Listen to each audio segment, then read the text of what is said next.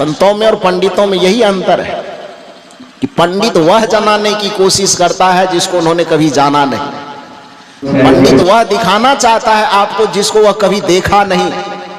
पंडित वह समझाना चाहता है जिसको उन्होंने केवल किताबों के पन्नों में पढ़ा है। लेकिन संत उसे कहते हैं जिसे पहले खुद देख लेते हैं, उसके बाद दुनिया को दिखाने चलते हैं। जो खुद जान लेते हैं उसे दुनिया को जनाने चलते हैं। जो खुद जी लेता है दुनिया को वही जीवन का रास्ता बताने चलते हैं। संतों और पंडितों में कोई जाति पाति का अंतर नहीं है। संतों और पंडितों में अंतर इतना ही है कि जो जाने नहीं फिर भी जनाने की कोशिश करे, जिसको कबीर साहब ने कहा जाना नहीं, बूझा नहीं, समझ किया नहीं गौन, अंधे को अंधा मिला तो राह बतावे कौन। जो जानता नहीं बूझता नहीं दूसरे को केवल बताता है, दूसरे को बताता है कि धर्म करना चाहिए, आज अपना मंदिर से निकलता है और मुर्गा काट करके खाता है। दूसरे को बताता है भगवान की भक्ति करना चाहिए, उपवास करके भगवान का पूजन करना चाहिए। अब पूजा करके निकलता है, पूजा में जो दान दक्षिणा में पैसा मिला है बाजार से जाते वक्त उसी से मछली खरीद के ले जाता है और उसको फ्राई बना करके खाता है। सदगुरु कहते हैं कि उसी को पंडित कहा जाता है कि जो धर्म की बात तो करता है, ईश्वर परमात्मा की भक्ति की चर्चा खूब करता है, लेकिन उसका आचरण नहीं करता है। धर्म की भक्ति की ईश्वर की परमात्मा का उच्चारण खूब करता है, लेकिन आचरण नहीं करता है। संत की विशेषता यही है कि उसी तथ्य का उच्चारण वो करते हैं जिसका वो खुद आचरण करते हैं। और जिसके आचरण और उच्चारण में एकता आ जाए उसी को संत कहा जाता है। चूंकि नीति परिभाषा यही देती है। महात्मा का अर्थ ये नहीं कि उजला चोला धारण कर लिए महात्मा हो गए, ये लाल वाला भी पहन लिए तो महात्मा हो गया, ऐसा नहीं है। दाढ़ी बढ़ा लिए तो महात्मा हो गए, ऐसी भी बात नहीं है। उजला टीका, लाल टीका, नीला टीका, पीला टीका लगा लेने से कोई महात्मा हो जाता, ऐसा नहीं होता है। यदि कपड़ा बदल लेने से, टीका लगा लेने से, दाढ़ी बढ़ा लेने से कोई महात्मा हो जाए तो फिर ये कपड़ा खरीदने में कितना देर लगता है। 100, 200, 500 रुपए में जाके खरीद लाएंगे और 1 मिनट में धारण करेंगे, हो गए बड़का महात्मा। शरीर पर कपड़ा बदलने में भले ही 5 मिनट लगता हो, लेकिन अपने जीवन और चरित्र को बदलने में आदमी को पूरा जीवन लग जाता है। जो कपड़ा को बदले उसी को पंडित कहा जाता है, जो अपने चरित्र और स्वभाव को बदल करके महात्मा हो उसी को संत कहा जाता है। चाहे वह किसी भी वेश में हो, किसी भी रूप में हो, किसी भी देश में हो, उससे कोई फर्क नहीं पड़ता। और महात्मा की परिभाषा ही यही है कि मनस्य एकम वचस्य एकम कर्मण्य एकम महात्मना। मनस्य अन्यत्र वचस्य अन्यत्र कर्मण्य अन्यत्र दुरात्मना। जो मन से जैसा सोचता हो, वाणी से वैसा ही बोलता हो और आचरण में वैसा ही कर्म को संपादित करता हो, तीनों की एकता जिसमें जहां पर स्थापित जिसके जीवन में झलकने लगे, मन का चिंतन, वाणी का वचन और चरित्र का आचरण, जिसका तीनों समान हो जाए, तीनों में कोई विषमता न झलके, समझ लेना चाहिए कि किसी भी जगह का हो, किसी भी जाति, किसी वंश, किसी परंपरा, किसी मत, किसी पंथ, किसी संप्रदाय से जुड़ा हुआ हो, नीति कहती है उसी को संत कहना चाहिए। वही धर्मात्मा है, वही महात्मा है। कहने का अभिप्राय यह है कि वह दोनों सहेलियां जो थी वह देख ली उस परम धन को। राम का, श्री राम का प्रथम दर्शन उसे हुआ मिथिलांचल की धरती पर। जब वो देख ली तब उसके अंदर व्याकुलता आ गई कि दूसरे को जनाना है, क्या करें अब, किसको जनावे, नजदीक में है कौन। 6 साथ में गई थी, जितना साथ में सहेली गई थी तो सब जान ही गई, तो जनाने के लिए अब कौन बचा। फूल को तो जनाएगा नहीं, धरती को तो जनाएगा नहीं, आकाश को तो जनाएगा नहीं। जनाने के लिए कोई आदमी चाहिए ना। वहां आदमी नजदीक में कौन है, सीता जी। और सीता जी है कहां, मंदिर के अंदर। क्या कर रही है, पूजा। अब क्या किया जाएगा। दरवाजे पर जो 6 सहेलियां खड़ी है, जो साथ में गई है, 2 हिस्से में बट गई। मैंने पहले कहा कि भारतीय संस्कृति 2 हिस्सों में बटी हुई, एक ब्राह्मण प्रकृति, एक संत की संस्कृति। एक ब्राह्मण परंपरा, एक श्रवण परंपरा, एक धार्मिक परंपरा, एक आध्यात्मिक परंपरा, एक सगुण परंपरा, एक निर्गुण परंपरा। सीता जी के सामने भी जो साथ में 6 सहेलियां गई थी, 2 हिस्से में बट गई, 2 परंपरा का प्रतिनिधित्व करने के लिए। एक सहेलियां जो सगुण परंपरा का 3 सहेलियां प्रतिनिधित्व कर रही है, और 3 सहेलियां उसमें निर्गुण परंपरा का प्रतिनिधित्व कर रही है। 3 सहेलियां उसमें धार्मिक प्रवृत्ति का नेतृत्व कर रही है, और 3 सहेलियां उसमें आध्यात्मिक प्रवृत्ति का नेतृत्व कर रही है। 2 हिस्से में बट करके सहेलियां आपस में बात करती है कि राम जी तो देख लिए हम लोग, बगीचा में आ गए, और सीता जी मंदिर के अंदर पूजा कर रही है। तो उसमें से आधी सहेलियां जो सगुण परंपरा वाली है, धार्मिक परंपरा वाली है, वो सहेलियां कहती पूजा कर रही है, पूजा पूरा करने दीजिए, वरदान वरदान मिल जाएगा भगवान से, उसके बाद मंदिर से बाहर निकालेंगे। आध्यात्मिक परंपरा वाली जो सहेलियां थी, उन्होंने कहा नहीं नहीं नहीं नहीं, मंदिर में यदि मंत्र जपने दी तो आधा घंटा भी जपने में लगेगा, दिया अगरबत्ती सुलगाने में, पूजा करने में, पाठ करने में, प्रसाद उरसाद चढ़ा करके निवृत्त होने में कम से कम आधा घंटा से कम लगेगा नहीं। और यदि उसको मंत्र जपने के लिए छोड़ दिए, दिया अगरबत्ती सुलगाते रहने के लिए छोड़ दिए, तो नकली प्रतिमा के भगवान के सामने बैठे रहने के चक्कर में असली वाला जो इधर फुलवारी में टहल रहा है तब तक चला जाएगा।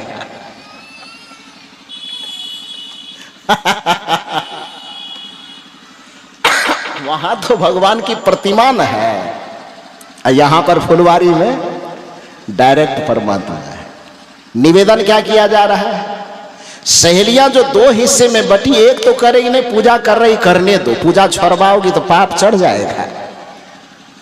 भगवान की भक्ति कर, यदि उसको छोड़वाओगे तो पाप चढ़ेगा, उसको भी, पूजा करने वाले को भी नरक होगा, जो छोड़वाएगा उसको भी नरक होगा। लेकिन दूसरी वृत्ति की जो सहेलियां थी, जो संत प्रवृत्ति की, आध्यात्मिक प्रवृत्ति को, कि बड़ा गजब हो, कि पाप पुण्य धर्म अधर्म की परिभाषा भी चपोत के रख दो, क्योंकि ज्यादा ये पाप पुण्य धर्म अधर्म की व्याख्या करोगी और उसका पूजा पाठ नहीं छोड़वाओगी, मंदिर से बाहर नहीं निकालोगी, तो ये पूजा पाठ धर्म कर्म के चक्कर में वो नकली के पास बैठे रह जाएगी, असली वाला फुलवारी से तब तक गायब हो जाएगा। पाप चढ़े कि पुण्य चढ़े, धर्म चढ़े कि अधर्म चढ़े, वो फैसला बाद में कर लेंगे।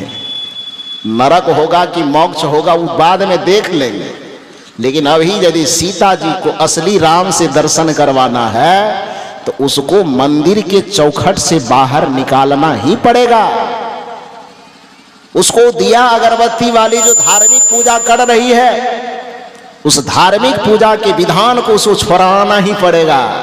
जब तक वह धार्मिक विधान को छोड़ेगी नहीं, जब तक वह मंदिर के चौखट से बाहर निकलेगी नहीं, जब तक वह रीति रिवाज परंपरा इत्यादि जो उसमें लगी हुई है उसका परित्याग नहीं करेगी, तब तक में जो साक्षात राम सामने में खड़े हैं उस राम का दर्शन नहीं हो पाएगा। तो साक्षात राम का दर्शन करवाने के लिए उसको मंदिर के चौखट से बाहर आना ही पड़ेगा, निकालना पड़ेगा।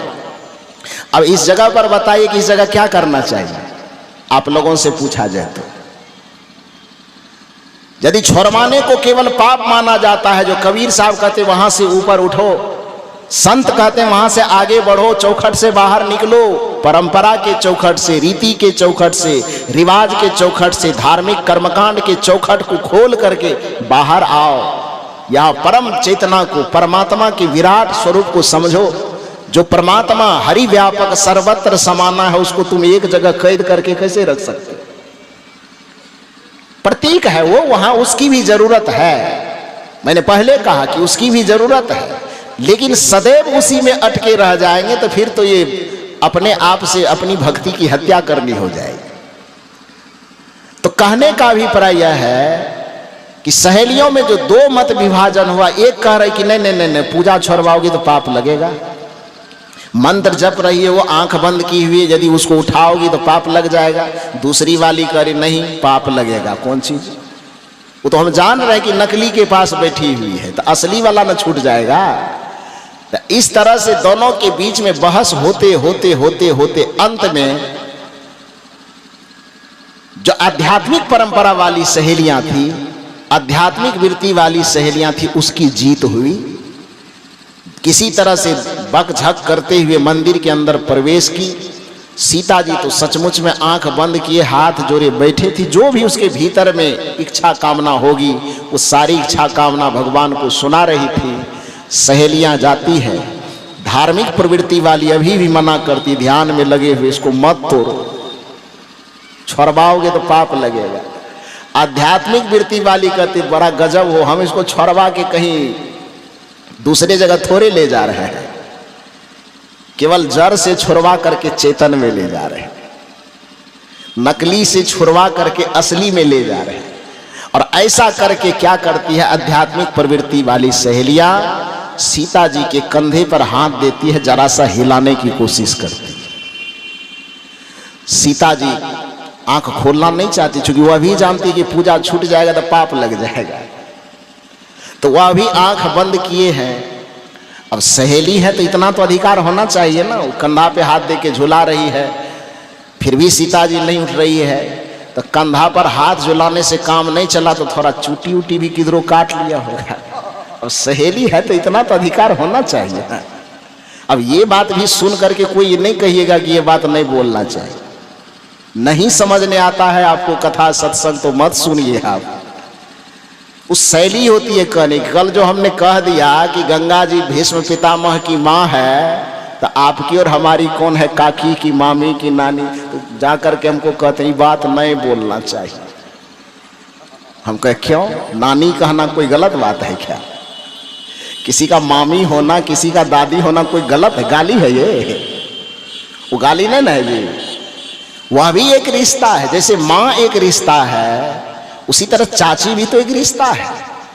जैसे माँ एक पवित्र रिश्ता है, उसी तरह दादी भी एक रिश्ता है, नानी भी एक रिश्ता है।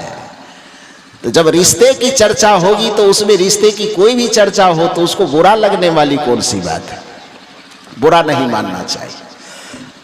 तो मैं निवेदन यह कर रहा हूं, क्योंकि सीता जी आपके हमारे लिए आराध्या है, मातृतुल्य है, लेकिन जो उसकी सहेलियां हैं उसके लिए तो सहेली है, और सहेली के लिए कोई बड़ा और छोटा नहीं होता है।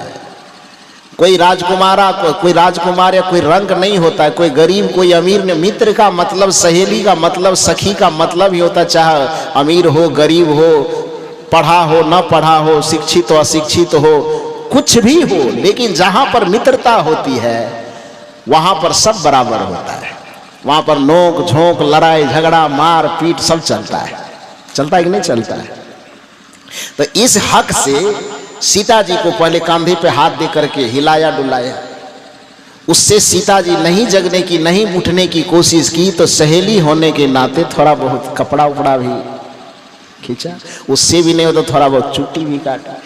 तो दो तीन हरकत ऐसी की जिसके कारण से सीता जी जो आंख बंद किए बैठी थी उसकी आंख खुल गई। अब गुस्सा करके सीता जी कहती मेरा पूजा भंग कर रही है, मेरा व्रत भंग कर रही है, उठेंगे तो एकदम पकड़ के मजा चखा देंगे।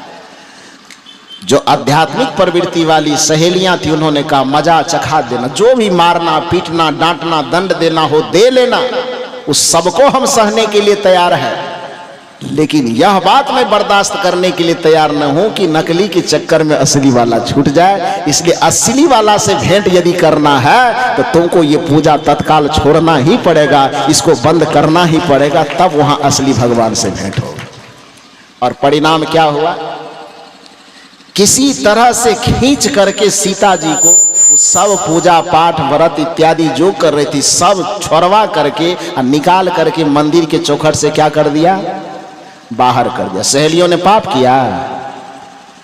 यही काम तो कबीर करना चाहते कि आपको चौखट से बाहर निकालना चाहते, यही काम तो बुद्ध करना चाहते, यही काम तो महावीर करना चाहते, यही काम तो बाबा महर्षि में ही करना चाहते हैं कि आप जिस चौखट के अंदर बैठ करके, जिस परंपरा, जिस रीति, जिस रिवाज, जिस पोथी, जिस परंपरा के अंदर रह करके आप भक्ति को सीमित कर देना चाहते हैं, ये संत जन आपसे कहते हैं कि विराट परमात्मा का यदि साक्षात्कार करना हो तो तुम्हें उस परंपरा के दायरे से बाहर निकलना ही पड़ेगा। तुम्हें रीति रिवाज के दायरे से निकले बगैर उस विराट परमात्मा की भक्ति को तुम समझ नहीं पाओगे, उस ईश्वर के वास्तविक स्वरूप को तुम समझ नहीं पाओगे। सीता की सहेलियों ने सीता जी को चौखट से बाहर निकाला, और जब सीता जी बाहर निकली तो क्या हुआ? आप ही लोग ने गीत गाते हैं, इधरे वाली तो सब गाते हैं, मिथिलांचल की माता लोग। राजा जनक जी के,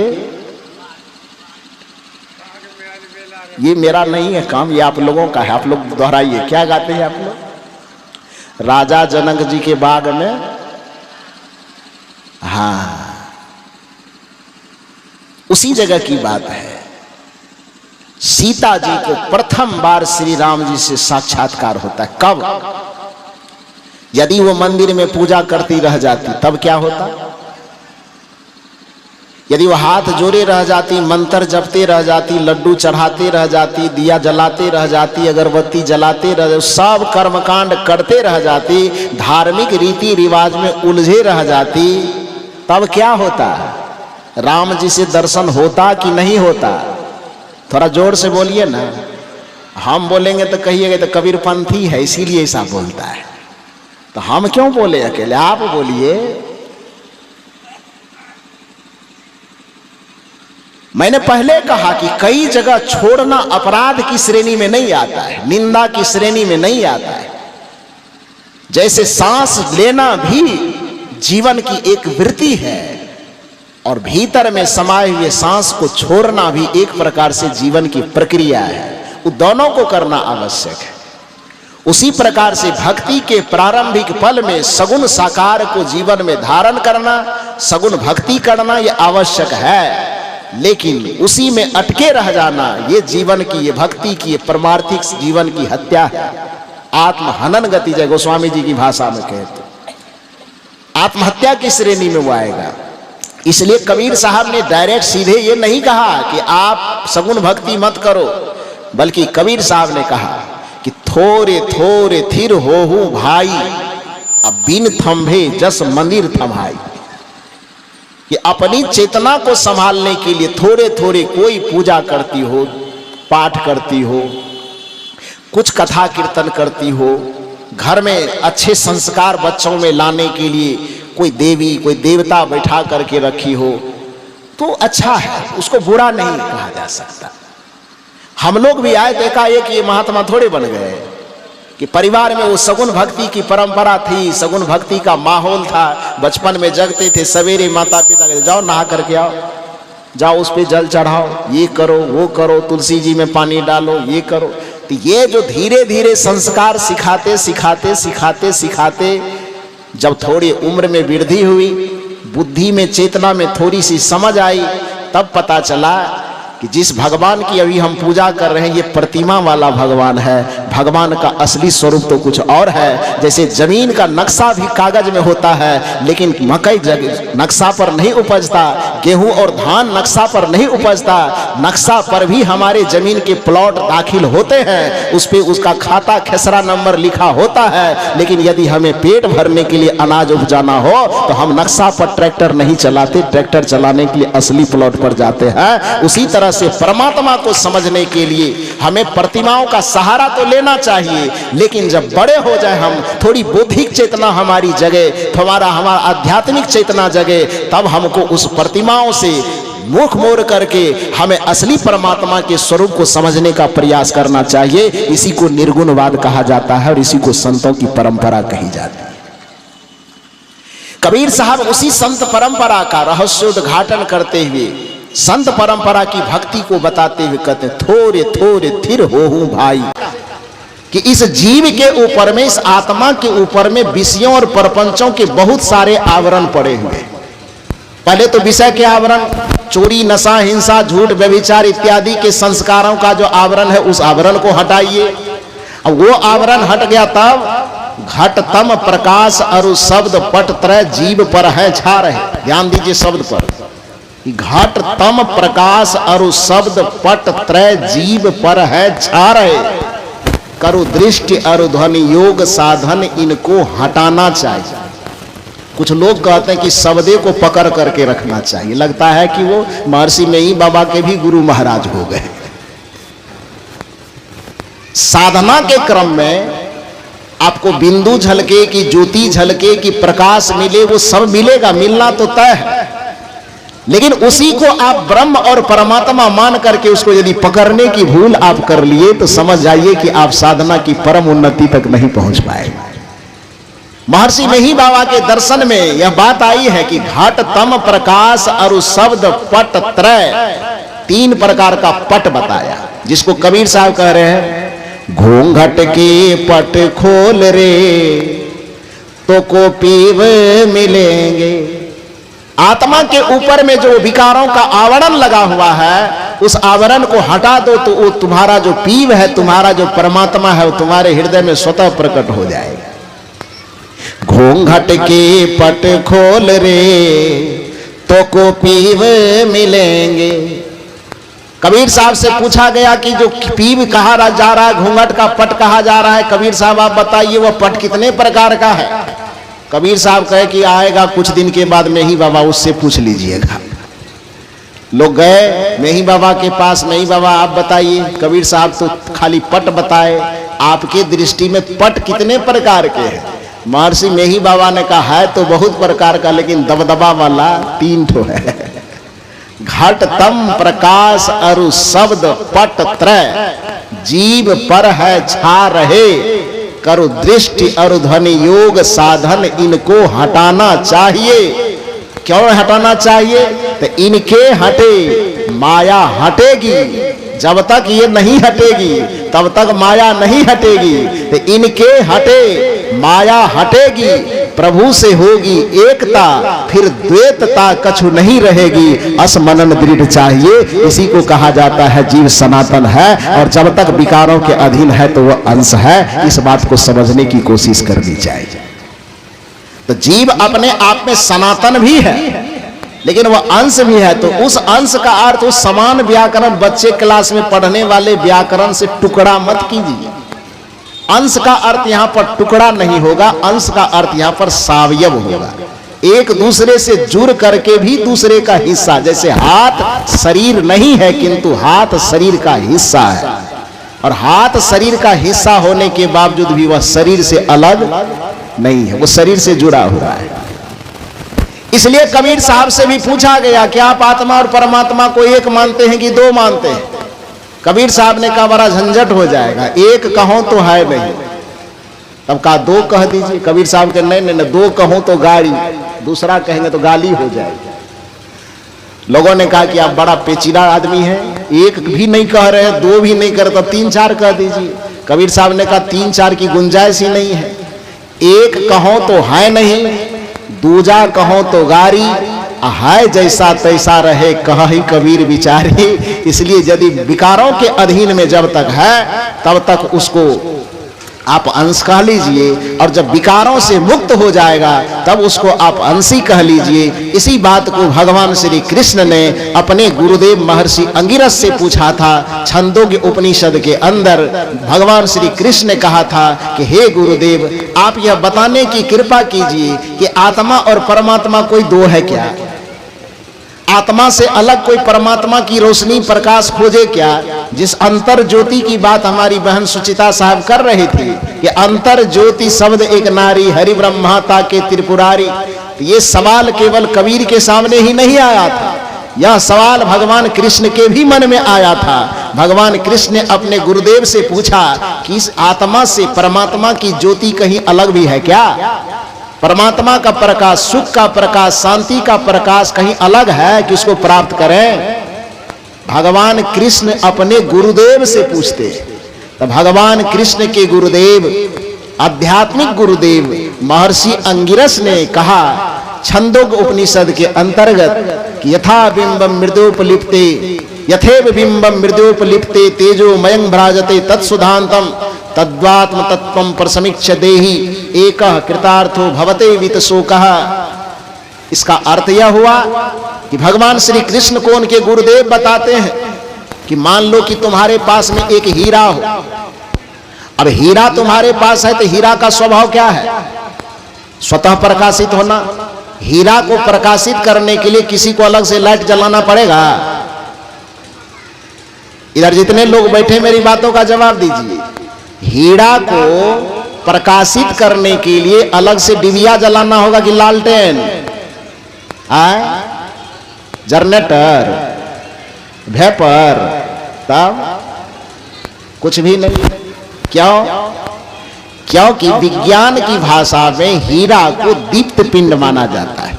फिजिक्स में पढ़ते थे ना, पिंड दो प्रकार के होते हैं, दीप्त पिंड और प्रदीप्त पिंड।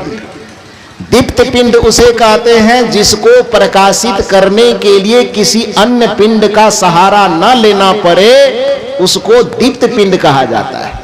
और प्रदीप्त पिंड उसे कहते हैं जिसको प्रकाशित करने के लिए किसी दूसरे पिंड का सहारा लेना पड़े, उसको प्रदीप्त पिंड कहते हैं। जैसे ये लाइट जल रही है, ये दीप्त है कि प्रदीप्त है? ये प्रदीप्त है, क्योंकि अपने से नहीं जल रहा, जनरेटर के सहारे से जल रहा है। चंद्रमा को क्या कहेंगे, दीप्त की प्रदीप्त? प्रदीप्त कहेंगे, क्योंकि उसको अपनी रोशनी नहीं है, वो सूर्य के सहारे से प्रकाशित हो रहा है। लेकिन आपके सामने भगजोगनी उड़ते उड़ते आ जाता है, उसको क्या कहिएगा? भगजोगनी समझते हैं ना, जुगनू जिसको कहते हैं, तो उसको दीप्त पिंड कहेंगे कि प्रदीप्त पिंड? उसको दीप्त कहेंगे। तो हीरा जब आपके सामने में हो तो विज्ञान कहता है कि हीरा चूंकि दीप्त पिंड है, इसलिए उसको प्रकाशित होने के लिए अलग से कोई लाइट वेपर जलाने की आवश्यकता नहीं है। वो जहां रहेगा अपने प्रकाश से जगमगाएगा, जगमगाएगा ना। तो भगवान श्री कृष्ण के गुरुदेव उसे समझाते हैं कि जैसे हीरा एक दीप्त पिंड है, वह स्वतः प्रकाशित है, प्रकाश से भरा हुआ है, लेकिन कल्पना करो कि वह कीचड़ में गिर गया।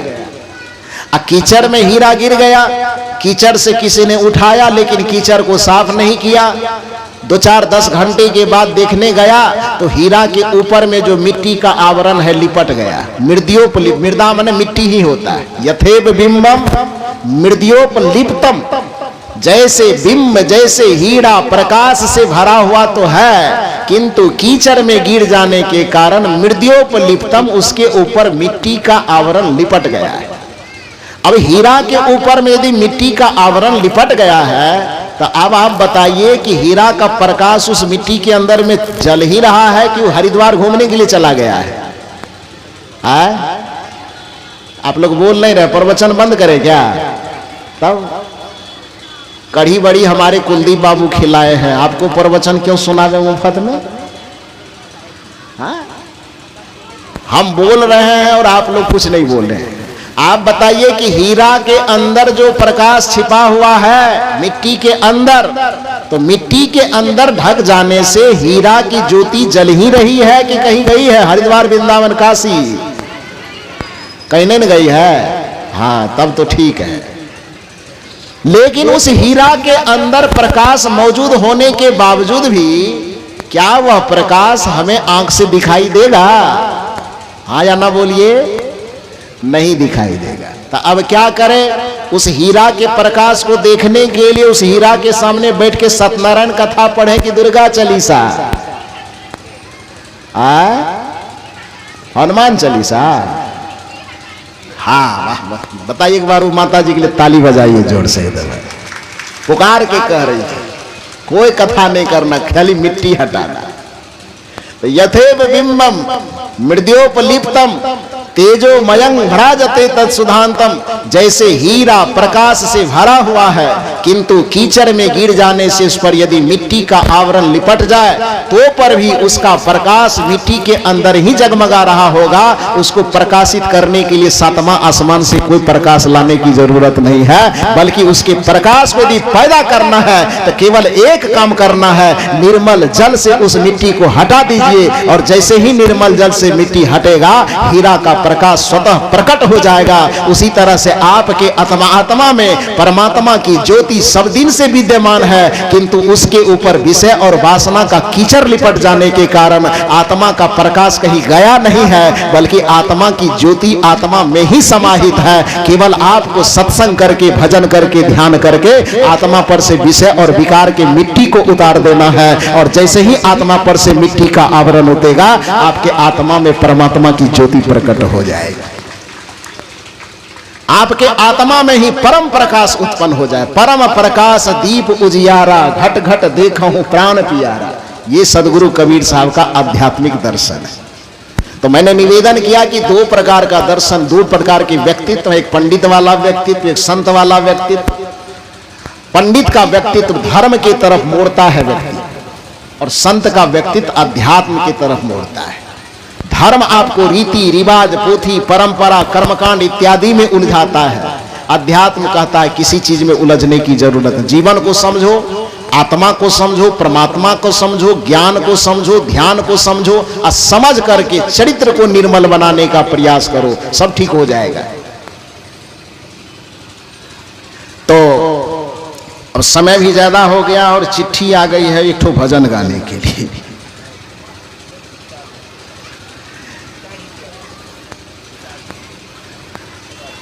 तो इसको थोड़ी देर सुन लीजिए, उसके बाद साहब कह रहे थोड़ी देर बोल करके ठो कहना है, तो थोड़ी देर मूल रूप से इसको सुनिए कि मैं निवेदन क्या कर रहा था कि आप ध्यान को, प्रेम को, भक्ति को, इसको समझिए और उसको चरित्र में उतारने का प्रयास कीजिए।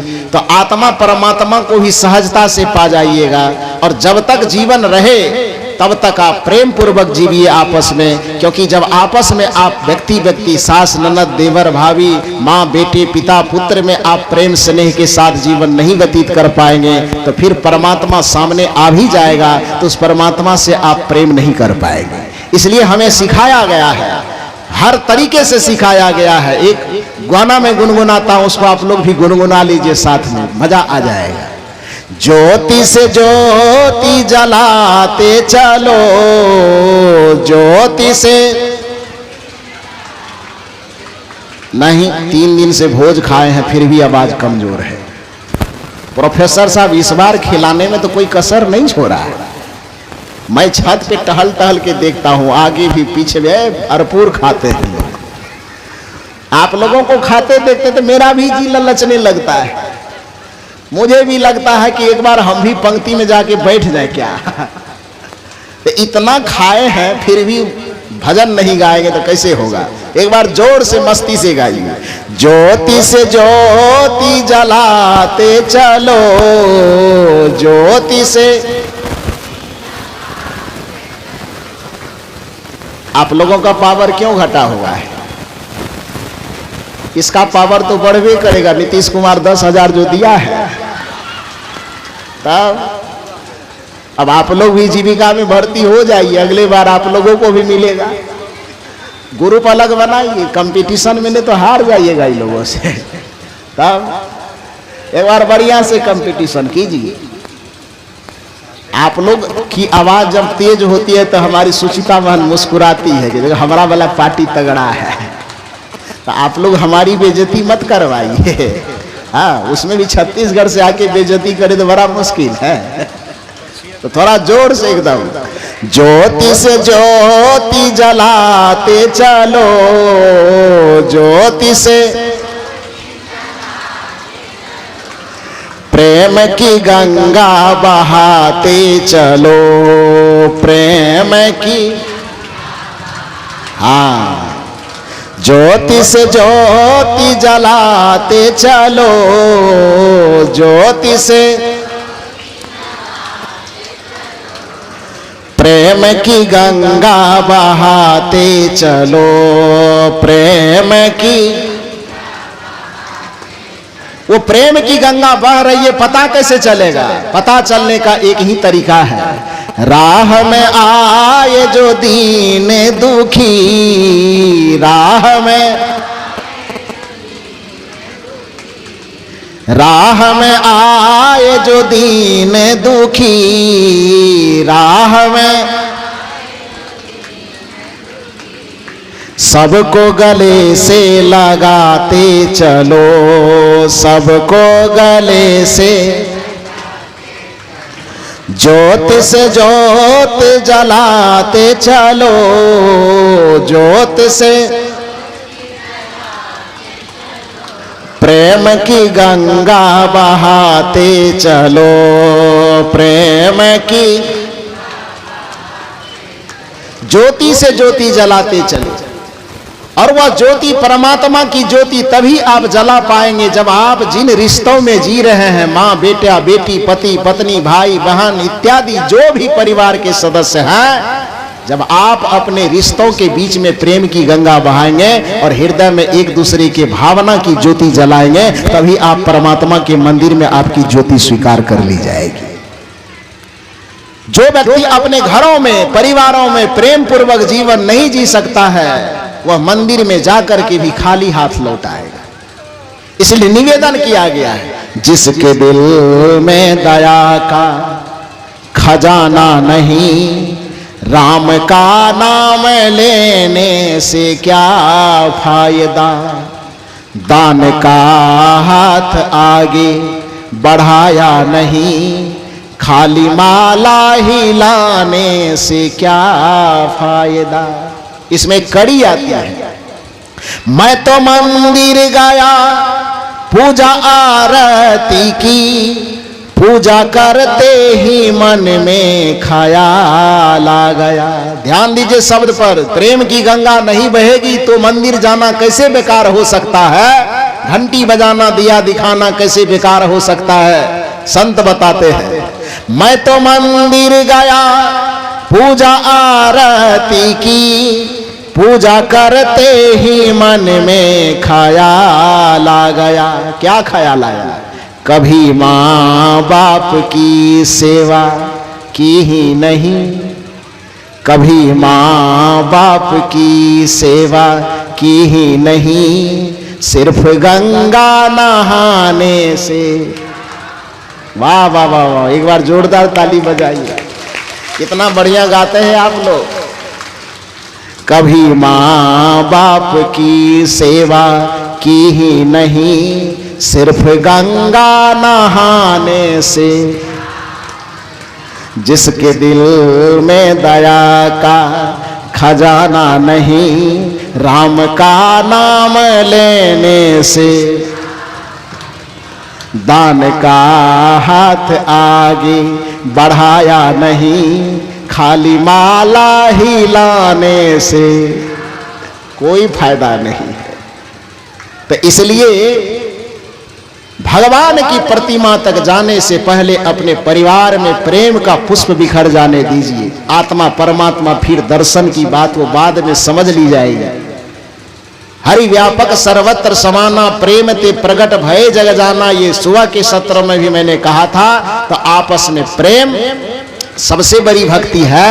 और जब आप साधना जगत में आएंगे, सिद्धांत जगत में आएंगे, तो अपने मन इंद्रियों का संयमन करते हुए, जड़ जगत को समझते हुए, चेतन जगत को समझते हुए, जड़ पिंडों से चेतना को पूर्णतः मुक्त करके अपने स्वरूप में स्थित हो जाना, ये परमार्थ की पूर्ण भक्ति है। और इसी भक्ति में आपके अंतःकरण में, आपके आत्मा में जो परमात्मा के छिपे हुए बीज हैं, जो संस्कार है, वह परमार्थिक स्वरूप में प्रकट होगा। और जिस दिन वह परमात्मा परमार्थिक स्वरूप में प्रकट होगा, उस दिन उसको आप भगवान की प्राप्ति कह लीजिए, कि परमात्मा की प्राप्ति कह लीजिए, कि राम की प्राप्ति कह लीजिए, कि ब्रह्म की प्राप्ति कह लीजिए, कि ईश्वर की प्राप्ति कह लीजिए, जहां मोक्ष की प्राप्ति कह लीजिए, कि मुक्ति की प्राप्ति कह लीजिए, नाम कुछ भी दे दीजिए, उस दिन आपको परमानंद और ब्रह्मानंद की प्राप्ति हो जाएगी।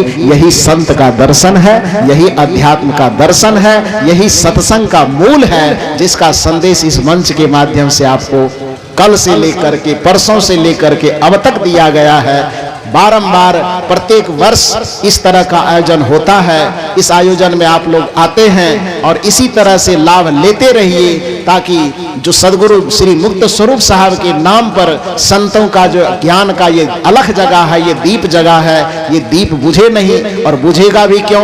क्योंकि संतों के इस दीप को जलाने की जिम्मेदारी हमारे इसी सहवानी धरती के लाल परम आदरणीय कुलदीप बाबू ने ले लिया है। और यदि कुलदीप अपने हाथ में मसाल ले, तो फिर सत्संग का दीप कैसे बुझ सकता है? लेकिन साथ साथ अकेले कोई आदमी किसी काम को सफल नहीं कर सकते।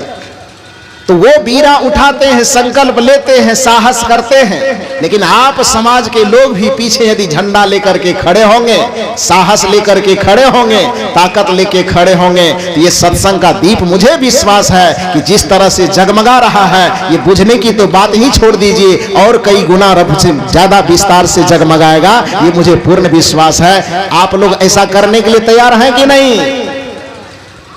ये सत्संग की अलख जगनी चाहिए कि बुझ जानी चाहिए?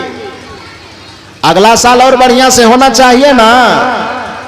आप सबों को बहुत बहुत साधुवाद, बहुत बहुत धन्यवाद देते हुए, हमारे जितने पंडाल सजाने वाले, बाजा बजाने वाले, वहां पर भोजन की व्यवस्था संभालने वाले, भोजन खिलाने वाले सभी कार्यकर्ता जितने हैं, जो हम लोग तो यहाँ बैठ करके केवल प्रवचन बोल रहे हैं, सुन रहे हैं, लेकिन सभी कार्यकर्ताओं को बहुत मेहनत करनी पड़ती है। एक बार सभी कार्यकर्ताओं के लिए जोरदार ताली बजा करके सबका अभिनंदन कीजिए। सबको बहुत बहुत साधुवाद, बहुत बहुत आभार सबके प्रति प्रकट करते हुए मंचासीन समस्त पूज्य संत गुरुजनों के चरणों में कोटि कोटि नमन करते हुए, दर्शक दीर्घा में विराजमान जितने देव एवं देवियां बैठी हुई है, सबके हृदय स्थित परमात्मा को सादर नमन